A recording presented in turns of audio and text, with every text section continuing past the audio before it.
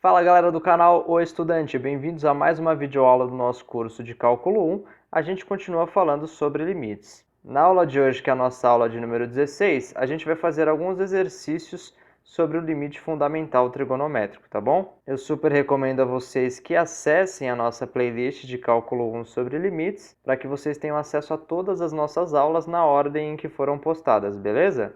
Galera, então a gente tem essa lista de exercícios aqui, né, sobre o limite fundamental trigonométrico que a gente vai resolver ao longo das próximas aulas. Essa é a nossa aula de número 16, então a gente vai resolver esses três exercícios aqui. Na verdade, esse primeiro exercício aqui eu vou fazer apenas uma proposição, tá certo? E nas próximas aulas, então, a gente vai seguindo esse cronograma aqui, beleza? Muito bem, então vamos começar com o nosso exercício número 1, que na verdade é uma proposição. Por que eu preciso de uma proposição para resolver esse limite aqui? Veja que quando x vai a zero, o seno de x também vai a zero, e o x aqui embaixo também vai a zero. Então eu tenho uma indeterminação do tipo zero sobre zero. Num primeiro momento, então, a gente não sabe como resolver esse limite. Eu estou contando para vocês que esse limite aqui vale 1.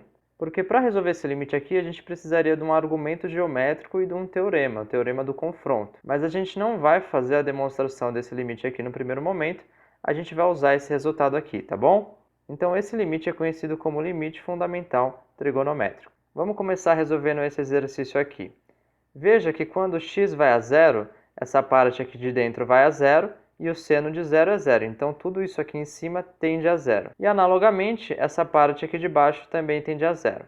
Então, estou com uma indeterminação do tipo zero sobre zero. Qual a ideia aqui? A ideia é usar uma troca de variável. E para que a gente vai fazer uma troca de variável? Porque eu quero cair, no caso, seno de x dividido por x. Porque quando x tende a zero, eu sei que isso aqui vale 1, tá certo? O limite disso aqui com x tendendo a zero, como a gente viu na proposição, é igual a 1.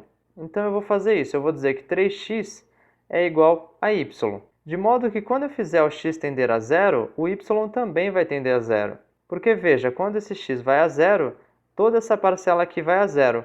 Portanto, o y também vai a zero, tá certo? Porque o y é igual a 3x. Se o x está indo a zero, 3x também está indo a zero. E como o y é igual a 3x, o y também está indo a zero. Então, a troca de variável é essa, né? Eu vou dizer aqui que quando x vai a zero, o y também vai a zero. Então, o que eu posso fazer? Eu posso reescrever isso aqui deste modo aqui, ó, limite com y tendendo a zero.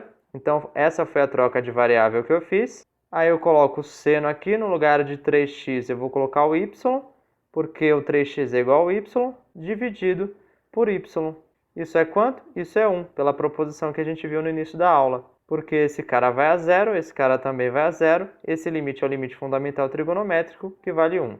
Ok, vamos praticar mais um pouco fazendo esse limite aqui. Bom, então, de novo, a gente quer sempre chegar no seno de alguma coisa, dividido por essa coisa, com essa coisa indo para zero, não é isso? Então, qual que é a ideia agora? Eu vou chamar x² de y. Então, eu vou dizer que y é igual a x ao quadrado. Por que eu posso dizer isso? Eu posso dizer isso porque quando x vai a zero, esse cara todo aqui vai a zero. Logo, o y também vai a zero.